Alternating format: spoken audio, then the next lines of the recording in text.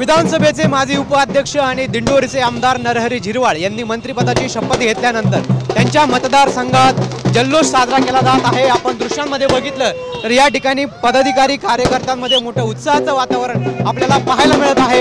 एकमेकांना पेढे भरवत जल्लोष साजरा जो आहे तो या ठिकाणी केला जात आहे।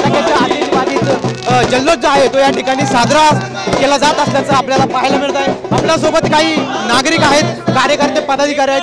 काका, काय सांगाल, आज तुमच्या मतदारसंघाला, तुमच्या तालुक्याला मंत्रिपद मिळालंय? यापूर्वी सुद्धा दिंडोरी गावात, दिंडोरी तालुक्यामध्ये श्री स्वामी समर्थ महाराज, आई सप्तशृंगी यांच्या आशीर्वादाने आदरणीय नामदार झिरवाळ साहेब यांनी अतिशय सर्व धर्म समभाव, कुठल्याही जातीचा, कुठल्याही वंशाचा भेद न ठेवता अतिशय चांगल्या प्रकारे सर्वांना वागणूक दिलेली आहे। यापुढेही त्यांचं आयुष्यामध्ये चांगलं काम होईल। काय सांगाल, मंत्रिपद तुमच्या तालुक्याला मिळालेलं आहे, आता काय तुम्हाला झिरवाळांकडून अपेक्षा असणार आहे? दिंडोरी पेठ तालुक्यात नरहरी झिरवाळ यांच्या पूर्ण उपाध्यक्ष आणि उपाध्यक्ष या पदाच्या अनुभवाचा फार मोठा फायदा केवळ दिंडोरी आणि पेठ तालुक्यालाच नव्हे तर पूर्ण राज्याला होणार आहे।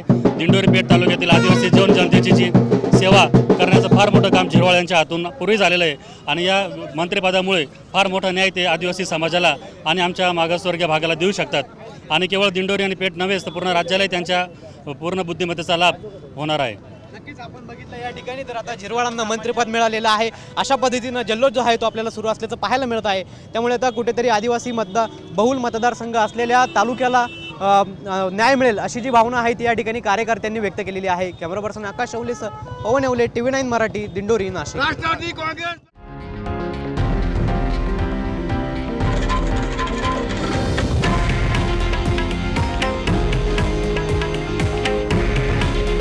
हे आहे देशातील नंबर 1 न्यूज नेटवर्क आणि आपण पाहत आहात TV9 मराठी।